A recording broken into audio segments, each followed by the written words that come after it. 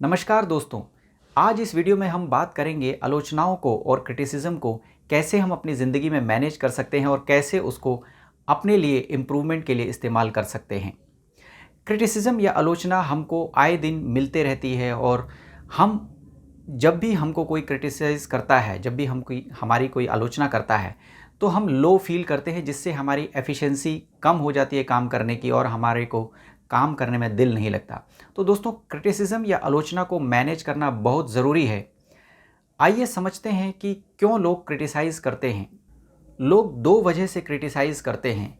सबसे पहली वजह है, जब भी कोई व्यक्ति अपने आप को आपसे कम समझता है, आपकी कामयाबी, आपके सक्सेस को वो अपनी सक्सेस से ज़्यादा समझता है, तो वो आपको क्रिटिसाइज़ करता है, क्रिटिसाइज़ करने की कोशिश करता है। क्योंकि ऐसा करने से उसकी ईगो को एक सेटिस्फैक्शन मिलता है कि उसने अपने से ज़्यादा कामयाब व्यक्ति की आलोचना की और उसको नीचा दिखाया। यानी कि वो ये कोशिश करता है कि आपकी कामयाबी को अपने क्रिटिसिज्म से नीचे दिखा सके। दोस्तों, 95% आलोचनाएं और क्रिटिसिज्म इसी तरीके के होते हैं। तो इस तरीके के क्रिटिसिज्म से आपको लो फील करने की ज़रूरत नहीं है, क्योंकि ऐसे क्रिटिसिज्म में आपको ज़्यादा ध्यान नहीं देना है और ऐसे क्रिटिसिज्म के टाइम में आपको खुश होने की ज़रूरत है, क्योंकि आप एक व्यक्ति से अपने आप ही ऊपर बन चुके हैं। उसकी नज़र में आप उससे ऊपर हैं।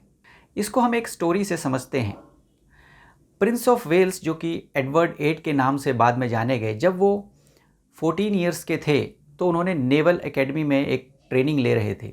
तो ट्रेनिंग के दौरान एक दिन कोच ने उनको देखा कि वो एक बेंच पे बैठ के रो रहे हैं। कोच ने उनसे काफ़ी पूछा कि वो रो क्यों रहे हैं, उनके रोने की वजह क्या है, लेकिन राजकुमार ने कोच को कुछ नहीं बताया। कोच को ये ठीक नहीं लगा और उसने काफ़ी इंक्वायरी करी पूरे कैंप में कि क्यों राजकुमार रो रहे थे। तो ये इंक्वायरी करने के बाद में उनको ये पता चला कि किसी ने राजकुमार को किक मारी थी।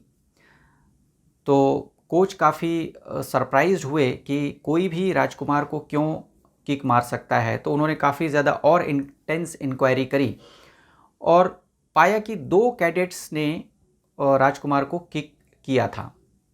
तो जब उन कैडेट्स से पूछा गया कि उन्होंने राजकुमार को किस वजह से किक किया, कि राजकुमार ने उनके साथ में कोई बैड बिहेवियर किया था या राजकुमार ने उनके साथ में कोई लड़ाई करी थी, तो उनका आंसर काफ़ी सरप्राइजिंग था।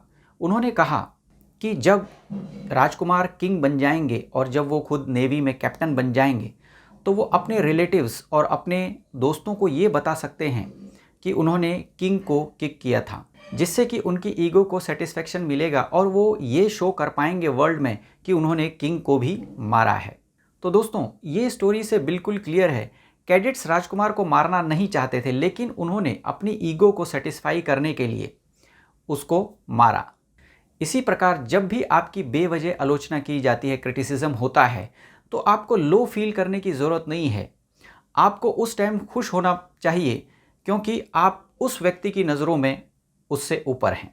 दोस्तों, दूसरी वजह होती है कि जब कोई व्यक्ति आपको सही में इम्प्रूव करवाना चाहता है, आप में इम्प्रूवमेंट देखना चाहता है, ऐसे क्रिटिसिज्म 5% ही होते हैं। तो साथ ही साथ वो क्रिटिसाइज़ करने के साथ में, आपकी कमियां बताने के साथ में, आपको कुछ सॉल्यूशंस भी प्रोवाइड करता है, आपको कुछ एडवाइस भी देता है, जिन एडवाइस या सॉल्यूशंस को इस्तेमाल करके आप अपने आप को इम्प्रूव कर सकते हैं।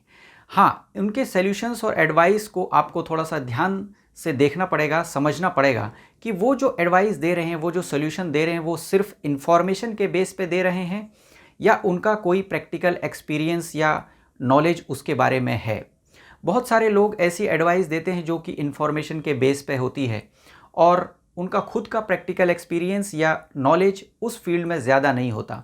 जैसे उदाहरण के तौर पर हम देखते हैं कि जब कोई मैच चल रहा होता है, टीवी के सामने बैठे लोग कई बार जब एक बैट्समैन आउट हो जाता है तो ये कहते हुए सुनते हैं कि बैट्समैन को इस तरीके का शॉट नहीं खेलना चाहिए था, ये शॉट खेलना चाहिए था। हालांकि उनका खुद का क्रिकेट का कुछ ज़्यादा एक्सपीरियंस नहीं होता है, उनको क्रिकेट के उतनी ज़्यादा नॉलेज नहीं होती, लेकिन वो अपना सोल्यूशन एडवाइस दे देते हैं, तो जो कि बैट्समैन के लिए बिल्कुल सही नहीं हो सकता है। 95% ऑफ द टाइम्स ऐसी एडवाइस सही नहीं होती, क्योंकि उनके खुद के एक्सपीरियंस से वो नहीं होती, वो नॉलेज से, किसी से सुनी हुई एडवाइस होती है।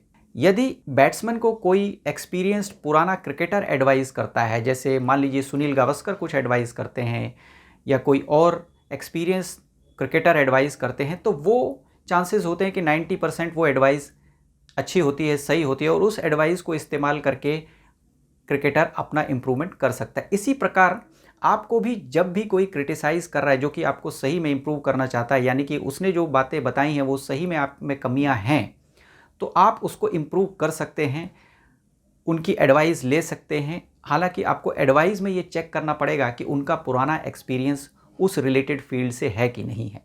तो दोस्तों, इन दो तरीक़ों से आप किसी भी तरीके के क्रिटिसिज्म को मैनेज कर सकते हैं, किसी भी आलोचना को अपनी ज़िंदगी से हटा सकते हैं और उसको अपने इम्प्रूवमेंट के लिए इस्तेमाल कर सकते हैं।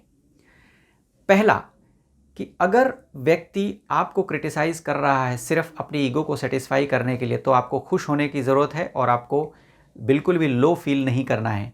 दूसरा, अगर कोई व्यक्ति सही में आपकी इम्प्रूवमेंट करवाना चाहता है, तो उनके सॉल्यूशंस या उनके एडवाइस को थोड़ा ध्यान से देखें और चेक करें कि उनके प्रीवियस एक्सपीरियंस या उनका जो नॉलेज है, उनका जो एक्सपीरियंस है, वो उसी फील्ड से है जिस फील्ड में वो आपको एडवाइस दे रहे हैं। तो भी आपको थोड़ा सतर्कता बरतने की ज़रूरत है। तो दोस्तों, उम्मीद करता हूँ इन दो आइडियाज़ से आप अपने क्रिटिसिज्म को, अपने लाइफ की जो भी आलोचनाएं हैं, उनको मैनेज कर पाएंगे। इस वीडियो को अंत तक देखने के लिए बहुत बहुत धन्यवाद। अगर अभी तक आपने चैनल को सब्सक्राइब नहीं किया है तो ज़रूर सब्सक्राइब करें और बेल आइकन पे भी प्रेस करें ताकि इसी तरीके के इंस्पायरिंग वीडियोज़ के नोटिफिकेशन आपको मिलते रहें। धन्यवाद।